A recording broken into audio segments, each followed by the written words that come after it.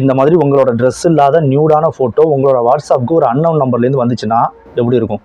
இதுவே நமக்கு பெரிய அதிர்ச்சியாக இருக்கும்ல. அதுவே நம்மளோட ரொம்ப நெருங்கின சொந்தமாக நம்மளோட அக்காவோ நம்மளோட தங்கச்சியோ அவங்களோட ட்ரெஸ் இல்லாத ஃபோட்டோ நமக்கும் அதே நேரத்தில் அவங்களுக்கும் அனுப்பப்பட்டுச்சுன்னா எப்படி இருக்கும்? இது நம்ம ஃபாலோவர் ஒருத்தவங்களுக்கு நடந்திருக்கு. அவங்க எனக்கு தொடர்பு கொண்டு இதை கண்டிப்பாக இதை பற்றி நீங்கள் பேசணும், ஒரு அவேர்னஸ் ஏற்படுத்தணும்னு சொன்னாங்க.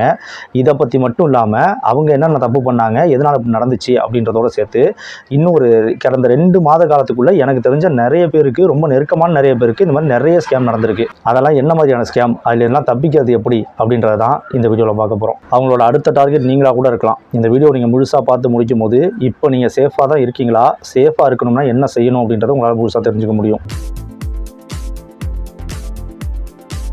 நம்மளோட ஃபாலோவர் ஒருத்தவங்க அவங்க ஒரு மிகப்பெரிய ஸ்கேமில் மாட்டிக்கிட்டதாகவும் அதை பற்றி என்கிட்ட பேசணும் அப்படின்னு சொல்லிட்டு எனக்கு மெசேஜ் அனுப்பியிருந்தாங்க. நான் அவங்கள தொடர்பு கொண்டேன். அப்போ அவங்க சொன்ன விஷயங்கள் தான் இப்போ சொல்ல போகிறேன். அவங்க சொன்னது அவங்களோட சொந்தக்கார ஒரு 20 வயது பையனுக்கு நடந்த ஒரு சம்பவம். அந்த பையனோட வாட்ஸ்அப்புக்கு ஒரு மெசேஜ் வந்திருக்கு. அந்த மெசேஜில் உங்களுக்கு 3 லட்ச ரூபாய்க்கு லோன் சேங்ஷன் ஆகிருக்கு, உங்களுக்கு அது வேணும் அப்படின்னா இந்த லிங்க் கூட போங்கன்னு சொல்லிட்டு ஒரு லிங்க் கொடுத்துருக்காங்க. அவரும் சரி 3 லட்ச ரூபா லோன் தான் போல இருக்குது அப்படின்னு நினச்சிக்கிட்டு அது உள்ளே போயிருக்காரு. போகும்போது என்ன கேட்டிருக்குன்னா, இது முழுக்க பேப்பர்லெஸ், நீங்கள் எந்த டாக்குமெண்ட்டுமே சப்மிட் பண்ண வேண்டாம், தான் உங்களுக்கு இந்த லோன் கொடுக்குறோம் அப்படின்ற மாதிரி சொல்லியிருக்கு. சரின்னு இவரும் அதை கேட்கப்பட்ட டீட்டெயிலாம் கொடுத்துருக்காரு. அது என்னென்ன டீட்டெயில் கேட்டுச்சுன்னா, அவரோட பேர், அவரோட டேட் ஆஃப் பர்த், அவர் என்ன வேலை செய்கிறாரு, அதுக்கு அவர் பிஸ்னஸ்னு கொடுத்துருக்காரு, எவ்வளவு மந்த்லி ஏர்னிங் வரும் அப்படின்றத கேட்டிருக்கு. அடுத்தது இதெல்லாம் அவர் சப்மிட் பண்ணி முடிச்சதுக்கப்புறமா உங்களோட ஆதார் கார்டையும் பேன் கார்டு நம்பரையும் உள்ளிடுங்க அப்படின்னு சொல்லியிருக்கு. அப்போ தான் இவருக்கு முதல்ல பேப்பர்லெஸ் தானே சொன்னாங்க, எந்த ஆதாரத்தையும் கொடுக்க வேணாம் தானே சொல்லியிருந்தாங்க, இப்போ எதுக்கு ஆதார் கார்டு பேன் கார்டு கேட்குறாங்கன்னு சொல்லிட்டு இவருக்கு ஒரு டவுட் வரவும் அதை அப்படியே ஸ்டாப் பண்ணிட்டு வெளில வந்துட்டார். அதுக்கப்புறம் ஒரு வேறு எதுவுமே பண்ணலை. அதுக்கப்புறம் ஒரு நார்மலாக எப்போதும் போல வந்துட்டு இருக்காரு, எந்த விதமான பிரச்சனை இல்லாமல் இருந்திருக்கு. ஆனால் 3 நாள் கழிச்சு மறுபடியும் ஒரு வாட்ஸ்அப் மெசேஜ் வந்திருக்கு. நீங்கள் 2000 ரூபாய் எங்களுக்கு பே பண்ணணும், ஏன்னா நீங்கள் இந்த மாதிரி அப்ளிகேஷனை ஃபில் பண்ணிட்டீங்க, லோன் வேணுன்ற அப்ளிகேஷனை ஃபில் பண்ணிட்டீங்க, அதை நாங்கள் கேன்சல் பண்ணணும்னா அந்த லோன் கேன்சலேஷன் சார்ஜாக 2000 ரூபாய் நீங்கள் எங்களுக்கு அனுப்பணும் அப்படின்னு சொல்லி மெசேஜ் வந்திருக்கு. இவர் அதை அனுப்ப மாட்டேன் அப்படின்னு சொல்லிட்டு ரிஜெக்ட் பண்ணவும் 2000 ரூபா உடனடியாக அனுப்ப முடியலனாலும் சரி 800 ரூபாயாவது உடனே அனுப்புங்க அப்படின்னு மெசேஜ் வந்திருக்கு. அதையும் ரிஜெக்ட் பண்ணியிருக்காரு. அப்படி அவர் ரிஜெக்ட் பண்ண உடனே 92ன்னு ஆரம்பிக்கிற ஒரு நம்பர்லேருந்து அவரோட ஃபோட்டோ நியூடாக அவருக்கு வந்திருக்கு. ட்ரெஸ்ஸே இல்லாத மாதிரி மார்ஃபிங் பண்ணி அவருக்கு வந்திருக்கு. அந்த ஃபோட்டோவை எங்கேருந்து எடுத்திருக்காங்கன்னா, இவரோட வாட்ஸ்அப்பில் டிபி வச்சுருந்துருக்காரு. அந்த டிபியை அப்படியே அவங்க டவுன்லோட் பண்ணி அதை மார்ஃபிங் பண்ணி அப்படியே பார்க்குறதுக்கு இவரே உண்மையாக நியூடாக இருக்கிற மாதிரி ஒரு ஃபோட்டோவை கிரியேட் பண்ணி இவருக்கே அனுப்பியிருக்காங்க. இதை பார்த்த உடனே ஒரு பதறிக்கிட்டு அந்த நம்பரை எடுத்து போட்டு கால் பண்ணுறாரு. மெசேஜில் வரைக்கும் பேசிகிட்டு இருந்தவர் கால் பண்ணி பார்க்குறாரு. ஆனால் காலை அவங்க அட்டன் பண்ணவே இல்லை, கட் பண்ணி விட்டுக்கிட்டே இருக்காங்க. இவர் அந்த நம்பரை செக் பண்ணி பார்க்கும்போது அது பாகிஸ்தானில் இருக்கிற நம்பர் அப்படின்ற மாதிரி காமிச்சிருக்கு. 2-3 தடவை ஒரு கால் பண்ணதுக்கப்புறம் அவங்க கடுப்பாயிட்டாங்க போல. அந்த எதிர் சைட்லேருந்து ஸ்கேம் பண்ணுறவங்க கடுப்பாயிருக்காங்க. என்ன பண்ணியிருக்காங்கன்னா, அதுக்கப்புறம் இவருக்கு இவரோட ஃபேமிலி ஃபோட்டோ ஒன்று தான் அனுப்பியிருக்காங்க. அனுப்பி இந்த ஃபோட்டோவில் இருக்கிறதான உங்கள் அக்கா அப்படின்னு கேட்டிருக்காங்க. அந்த உங்கள் அக்கா அவங்களோட 2 பசங்களோட வந்திருக்காங்க அந்த ஃபோட்டோவில். அந்த ஃபோட்டோ அவங்களுக்கு எப்படி கிடச்சிருக்குன்னா, அவங்களோட அக்காவோட ஃபோனில் அந்த நம்பரில் வாட்ஸ்அப் நம்பர் இருந்திருக்கு. அதில் அவங்க டிபியாக வச்சுருந்த ஃபோட்டோ அது. அதை அனுப்பி இதுதான உன் ஃபேமிலி ஃபோட்டோ, உன்னோட ஃபோட்டோவை அவங்களுக்கு அனுப்பவா அப்படின்னு மிரட்டியிருக்காங்க. இவர் மறுபடியும் பயந்துக்கிட்டு திரும்ப கால் பண்ணிக்கிட்டே இருந்திருக்காரு. உடனே அவங்க அக்காவோட ஃபோட்டோவை நியூடாக இருக்கிற மாதிரி, ட்ரெஸ் இல்லாமல் இருக்கிற மாதிரி மார்ஃபிங் பண்ணி அதையும் இவருக்கு அனுப்பியிருக்காங்க. அந்த ஃபோட்டோவை இவருக்கு அனுப்பின அதே நேரத்தில் அவங்க அக்காவுக்கு இதை அனுப்பியிருக்காங்க. இதுக்கு இடையில ஒரு திரும்ப கால் பண்ணவும் ஒரு தடவை கால் அட்டன் ஆகுது. அட்டன் ஆகி இந்த ஹிந்திக்காரங்க எல்லாம் அரகுற தமிழில் பேசுவாங்களே, அந்த தமிழில் பணம் அனுப்புனா மட்டும் பேசு, இல்லைனா பேசாத அப்படின்னு சொல்லிட்டு ஃபோனை கட் பண்ணியிருக்காங்க. இந்த பையன் இவருக்கு இப்படி ஒரு ஸ்கேம் நடந்திருக்குன்ற விஷயத்தை யாருக்கிட்டையுமே சொல்ல பயத்தில் இருந்திருக்காரு.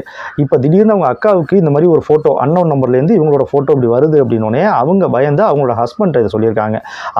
அவங்களோட தெரிஞ்ச ஒரு நபர்கிட்ட இதை சொல்லியிருக்காங்க. அந்த தெரிஞ்ச நம்பர் தான் நம்மள்ட்ட இதை பற்றி பேசுனது. இப்போ உடனே அந்த நபர் அங்கே போயிட்டு அவங்களோட மொபைலை வாங்கிட்டு அந்த வாட்ஸ்அப்போட அக்கௌண்ட்டை டெலீட் பண்ணுறாங்க.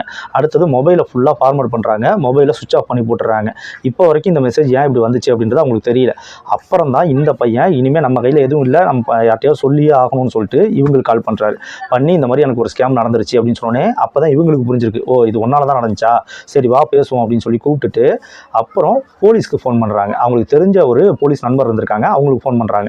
அவர் சொல்லியிருக்காரு, டீட்டெயில் எல்லாத்தையும் எடுத்துங்க, பிரிண்ட் எடுத்துங்க, அந்த சார்ட்டெல்லாம் பிரிண்ட் எடுத்துங்க, அதை எடுத்துக்கிட்டு எஸ்பி ஆஃபீஸில் போயிட்டு சைபர் கிரைமில் போய் கம்ப்ளைண்ட் கொடுங்கன்னு சொல்லியிருக்காங்க. இவங்களும் அதே மாதிரி போய் கம்ப்ளைண்ட் கொடுத்துருக்காங்க. இன்னொரு அதிர்ச்சியான விஷயம் என்னன்னா, இவங்க அப்படி கம்ப்ளைண்ட் கொடுக்க எஸ்பி ஆஃபீஸ்க்கு போகும்போது இவங்கள மாதிரியே அங்கே ஒரு 6-7 பேர் ஏற்கனவே இதே மாதிரி ஸ்கேமால் பாதிக்கப்பட்டு கம்ப்ளைண்ட் பண்ணுறதுக்காக வந்து அங்கே உட்காந்துருந்துருக்காங்க. எஸ்பி ஆஃபீஸ்லேயும் அவங்களை கூப்பிட்டு இது ஒரு பெண் சம்மந்தப்பட்ட விஷயம், இந்த மாதிரி மார்ஃபிங் ஃபோட்டோ வருதுன்னே அதை ரொம்ப கவனம் எடுத்து தான் பார்த்துருக்காங்க. அவங்களும் கூப்பிட்டு நல்ல வேலை நீங்கள் எதுவும் பணத்தெல்லாம் கொடுத்துல, முதல்ல அந்த நம்பரை நீங்கள் யூஸ் பண்ணிட்டு பண்ணிட்டு இருக்க அந்த நம்பர்லாம் சுவிட்ச் ஆஃப் பண்ணிட்டு மொபைலில் ஃபார்மெட் அடிச்சுட்டு போட்டுருங்க. ஒரு மாதத்துக்கு அதை யூஸ் பண்ணாதீங்க. இப்போ எங்களால் அதிகபட்சம் பண்ண முடிஞ்சது என்னன்னா, ஒரு மாதத்துக்கு ஒரு 10-20 கேஸாவது இந்த மாதிரி வந்துடுது. எங்களால் அதிகபட்சம் பண்ண முடிஞ்சது உங்களுக்கு வந்து அந்த 2 கால். இப்போ இவருக்கு வந்து பாகிஸ்தான்லேருந்து வந்துச்சுன்னு சொன்னோம் இல்லையா, பாகிஸ்தான்லேருந்து வந்த மாதிரி வந்துச்சு இல்லையா, அதே மாதிரி அந்த பொண்ணுக்கு அந்த அக்காவுக்கு அனுப்பின நம்பர் வந்து தாய்லாந்துலேருந்து வந்த மாதிரி வந்திருக்கு. அந்த 2 வெவ்வேறு நம்பர். இந்த 2 நம்பரையுமே நாங்கள் பிளாக் பண்ணிட முடியும். இதுதான் எங்களால் பண்ண முடியும் இப்போதைக்கு. ஆனால் மறுபடியும் அவங்க புது நம்பர்லேருந்து உங்களை தொல்லை பண்ணக்கூடாதுன்னா ஒரு மாதத்துக்கு சுவிட்ச் ஆஃப் பண்ணி போடுங்க அப்படின்னு சொல்லியிருக்காங்க. இதில் நம்மள்ட்ட பேசின அந்த ஃபாலோவரை என்ன சொன்னாங்கன்னா, இந்த மாதிரி லிங்க்லாம் வந்து தொடக்கூடாது, இதெல்லாம் நிறைய விழிப்புணர்வுகள் ஏற்படுத்தப்பட்டிருக்கு, இருந்தாலும் நிறைய பேர் தெரியாமல் பண்ணிடுறாங்க தான். ஆனால் முக்கியமாக அவங்க சொன்ன ஒரு விஷயம், தெரியாதனமாக இப்படி நீங்கள் ஒரு லிங்க்கை அந்த மாதிரியான தப்பான லிங்க்னே தெரியாமல் கிளிக் பண்ணிட்டா கூட உங்களையோ இல்லை உங்களை சார்ந்தவங்களோ பாதிக்கப்படக்கூடாது, உங்களுக்கு ரொம்ப நெருக்கமானவங்களோ சொந்தக்காரங்களோ பாதிக்கப்படக்கூடாதுன்னா கண்டிப்பாக உங்களோட பேரை அவங்களோட சொந்த உறவு முறையை சொல்லி போட்டு சேவ் பண்ணாதீங்க அப்படின்னாரு. அது ரொம்ப முக்கியமான விஷயமா எனக்கு பட்டுச்சு. ஏன்னா அந்த பையன் அவங்க அக்காவோட நம்பரை அக்கா அப்படின்னு தான் சேவ் பண்ணி வச்சிருக்காரு. அதனால தான் உங்க அக்கா தானே இவங்க அப்படின்னு சொல்லி எடுத்தோன்னே அவங்க ஃபோட்டோ எடுத்து போட்டிருக்காங்க. இப்போ நீங்கள் உங்களோட ரொம்ப நெருங்கின சொந்த ஒருத்தவங்களோட பேரை வந்து மென்ஷன் பண்ணுறீங்கன்னும் போது அவங்களோட பேரை அக்கா, தங்கச்சி, சித்தப்பா, சித்தி, அம்மா இந்த மாதிரி மென்ஷன் பண்ணாமல், அதாவது உறவு முறையை மென்ஷன் பண்ணாமல் வெறும் பேரை மட்டும் போடுறீங்கன்னா அவங்களுக்கால ரொம்ப நெருங்கின சொந்தம் யார் உங்களுக்கு அப்படின்றத கண்டுபிடிக்கிறது ரொம்ப கஷ்டம்.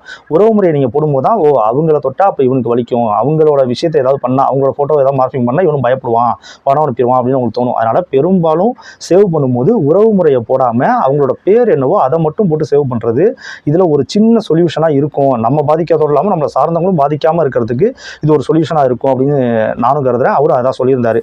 இது ஒரு வகையான ஸ்கேம். இதே மாதிரியே இன்னும் சில வகையான ஸ்கேம்ஸ் இருக்குது. இதெல்லாம் ஸ்கேம் அப்படின்றதையே கண்டுபிடிக்கவே முடியாத மாதிரி நம்ம உண்மைன்னு எல்லாரும் கண்டிப்பாக நம்புற மாதிரியான ஸ்கேமாக இப்போ கொண்டு வந்திருக்காங்க. புதுசாக அப்டேட் ஆகிக்கிட்டே இருக்காங்க. எனக்கு ரொம்ப தெரிஞ்ச ஒருத்தவங்க பியூட்டி பார்லர் வச்சுருக்காங்க. அவங்களுக்கு அவங்களோட வாட்ஸ்அப் நம்பருக்கு இந்த மாதிரி நான் ஒரு பியூட்டிஷியன் தான், நான் ஒரு பியூட்டி பார்லர் வச்சுருக்கேன், எனக்கு ஒரு கிளைண்ட் இருக்காங்க, அந்த கிளைண்ட்டுக்கு நாளைக்கு கல்யாணம், ஆனால் இந்த நேரத்தில் நான் ஒரு டெத்தில் வந்து மாட்டிக்கிட்டேன், அதனால் என்னால் உடனே அங்கே போக முடியாது, உங்கள் நம்பரை நான் நீங்கள் இன்ஸ்டாகிராமில், இப்போ பொதுவாக ஒருத்தவங்க பியூட்டி பார்லர் வச்சுருக்காங்கன்னா அவங்களோட ஒர்க்கெல்லாம் எடுத்து இன்ஸ்டாகிராமில் போஸ்ட் பண்ணுவாங்க.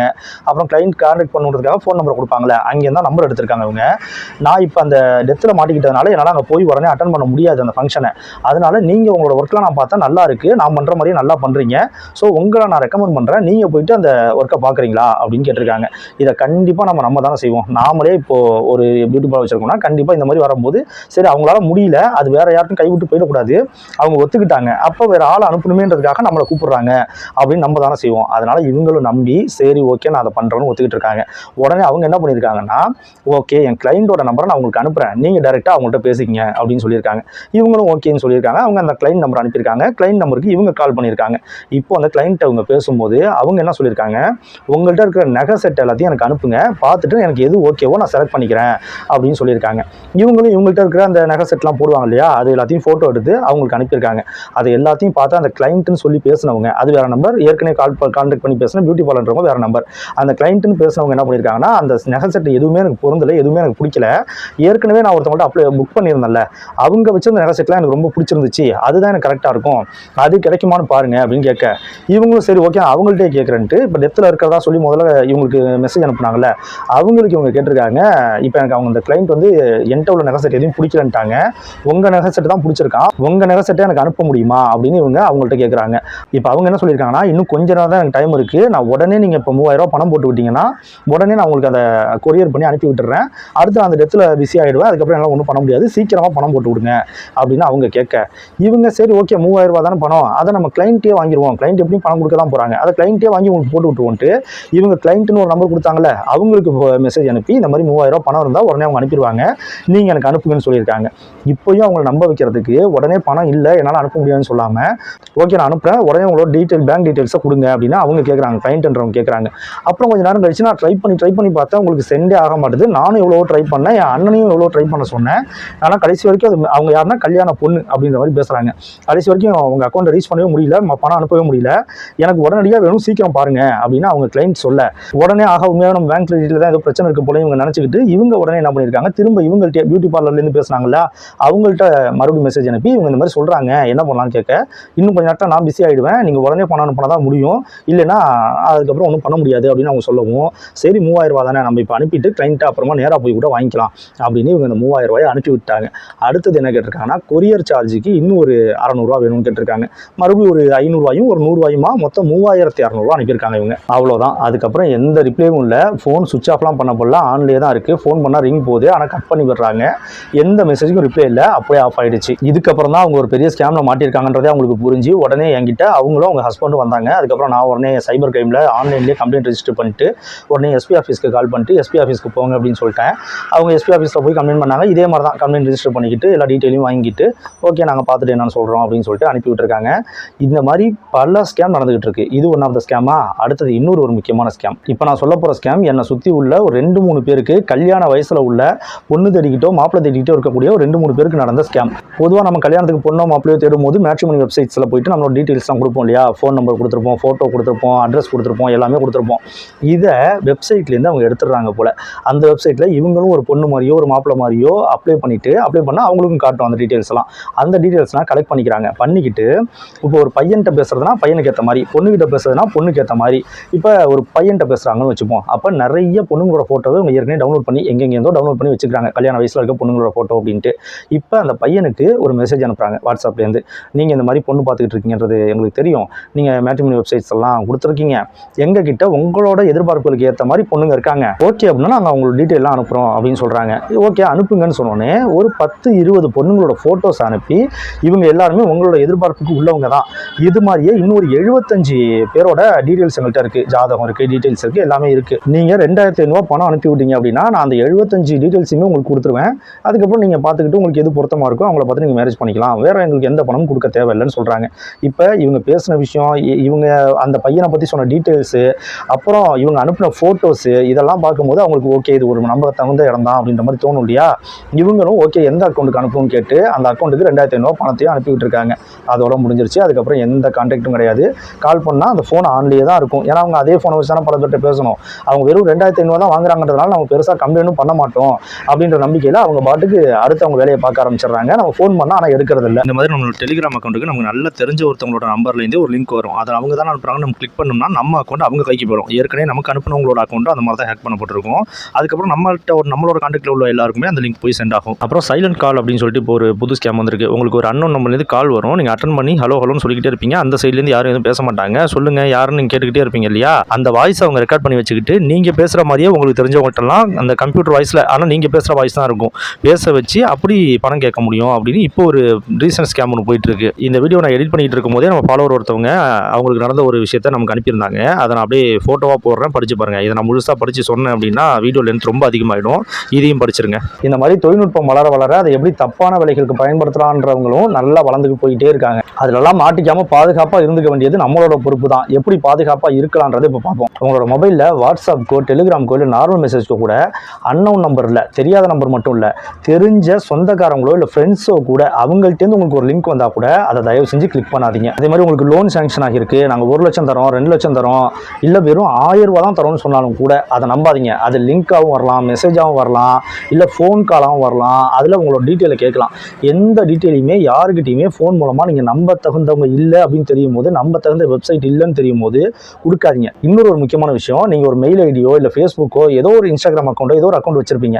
அந்த அக்கௌண்ட்டுக்கு ஒரு பாஸ்வேர்டு ஒன்று யூஸ் பண்ணுவீங்க. அந்த பாஸ்வேர்டை, அந்த சேம் பாஸ்வேர்டை அது இல்லாத வேறு எந்த ஒரு வெப்சைட்டுக்கோ எந்த ஒரு அன்னோன் வெப்சைட்ஸுக்கோ போயிட்டு நீங்கள் அதில் அக்கௌண்ட் ஓப்பன் பண்ணுறதுக்கு கூட இந்த பாஸ்வேர்டை, சேம் பாஸ்வேர்டை யூஸ் பண்ணாதீங்க. எப்போ யூஸ் பண்ணிங்கனாலும் ஒரு தனித்துவமான பாஸ்வேர்டை, அதாவது நீங்கள் இதெல்லாம் யூஸ் பண்ணாத, உங்களோட சோஷியல் மீடியாஸ்லையோ இல்லை வேறு எதுலையுமே யூஸ் பண்ணாத ஒரு தனித்துவமான பாஸ்வேர்டை மட்டும் இப்படி புதுசாக போகிற வெப்சைட்குள்ளே, அது எந்த நம்ப தகுந்த வெப்சைட்டாக இருந்தாலும் சரி, அதில் போகும்போது இப்படி ஒரு தனி பாஸ்வேர்டை யூஸ் பண்ணுங்கள். எல்லாத்துக்கும் ஒரே பாஸ்வேர்டை யூஸ் பண்ணுறதை கண்டிப்பாக தவிர்த்துருங்க. உங்களுக்கு தெரியாத யாரோ ஒருத்தவங்க எந்த விஷயத்துக்காக, இப்போ இந்த பியூட்டி பார்லருக்காக கேட்டாங்க இல்லையா, இந்த மாதிரி எதுக்காக உங்கள்கிட்ட கால் பண்ணி உங்கள்கிட்ட கான்டாக்ட் பண்ணி ஒரு லிங்கை தர சொன்னாலும் சரி, இல்லை நான் இந்த மாதிரி ரொம்ப அர்ஜென்ட்டு இந்த மாதிரி பணத்தை உடனே நீங்கள் போட்டாகணும்னு சொன்னாலும் சரி, நம்பி கண்டிப்பாக பணத்தை போடாதீங்க. நீங்கள் எங்கே இருக்கீங்கன்னு சொல்லுங்கள், நான் நேரில் வந்து பணம் தரேன் அப்படின்னு சொல்லுங்கள். கண்டிப்பாக நம்பி பணம் போடாதீங்க. ஒருவேளை உங்களுக்கு தெரிஞ்சவங்கள்ட்டேருந்தே, உங்களுக்கு ரொம்ப க்ளோஸ் ஆனவங்க, உங்கள் ஃப்ரெண்டு, உங்கள் சொந்தக்காரவங்க, அவங்களே உங்களுக்கு கால் பண்ணியோ மெசேஜ் பண்ணியோ பணம் கேட்டால் கூட திரும்ப நீங்கள் அவங்க நம்பருக்கு ஒரு தடவை கால் பண்ணியோ இல்லை நேராக பார்க்க முடிஞ்சால் நேரில் போயோ பார்த்து கன்ஃபார்ம் பண்ணாமல் யாருக்கும் பணம் அனுப்பாதீங்க. அப்புறம் ஏற்கனவே சொன்ன மாதிரி சொந்தக்காரங்களோட பேரெல்லாம் அப்படியே உறவு முறையோடு சேர்த்து சேவ் பண்ணாதீங்க. ஒருவேளை இந்த மாதிரி நீங்கள் ஸ்கேமில் சிக்கிட்டீங்க, உங்களோட ஃபோட்டோ மார்ஃபிங் பண்ணிவிட்டு உங்களை மிரட்டுறாங்கன்னா உங்களுக்கு நல்லா தெரியும் அது மார்ஃபிங் பண்ணப்பட்ட ஒரு ஃபோட்டோ தான், அது நாம் இல்லைன்னு நல்லா தெரியுதில்ல. அப்போ தைரியமாக போய் போலீஸ்கிட்ட கம்ப்ளைண்ட் பண்ணுங்கள். எஸ்பி ஆஃபீஸ்க்கு போங்க, அங்கே சைபர் கிரைம் பிரான்ச்சில் போய் கம்ப்ளைண்ட் பண்ணுங்கள். தயவு செஞ்சு பயந்துக்கிட்டு அவங்க கேட்குறாங்கன்னு எஸ்பி ஆஃபீஸில் அவங்க சொன்னதே இதே தான். அந்த முதல்ல நான் சொன்னேன் இல்லையா, அந்த விஷயத்தில் அவங்க சொன்னது, நீங்கள் அவன் 2000 ரூபா கேட்குறான்னு முதல்ல 2000 ரூபா அனுப்பியிருந்தீங்கன்னா அடுத்து 10,000 ரூபா கேட்பான், அதையும் அனுப்புனீங்கன்னா அடுத்து 1 லட்சம் கேட்பான், அதையும் அனுப்புனா அடுத்து 5 லட்சம் கேட்பான். இப்படி கேட்டுக்கிட்டே போவானே தவிர அவன் ஸ்டாப் பண்ணவே போகிறதில்ல. அதனால் உங்களோட கையில் உள்ள மொத்த காசையும் கறக்கிறது தான் அவனோட எய்ம். பெரும்பாலும் இந்த மாதிரி ஸ்கேமில் சிக்கிறாதீங்க. ஒருவேளை மாட்டிட்டீங்கன்னா கூட தப்பு பண்ணுற திருட்டுத்தனம் பண்ணி சம்பாதிக்கிற அவனுங்களே தைரியமாக பேசுகிறானுங்க, தைரியமாக இருக்கானுங்க. நாம ஏன் பயப்படணும்? இப்போ நான் சொல்லியிருக்க எல்லாமே இப்போ வரைக்கும் இருக்கக்கூடிய நூதன மோசடிகளை தான். இது இன்னும் வருங்காலத்தில் இன்னும் வேறு வேறு விதமாலாம் பரிணமிச்சு வரலாம். இப்போ நான் சொன்ன எந்த முறையிலுமே இல்லாமல் ரொம்ப புதிய புதிய முறைகள்லாம் வரலாம். எந்த முறைகளில் அவங்க வந்தாலும் அதுக்கு நம்ம தயாராக இருந்துக்கணும்.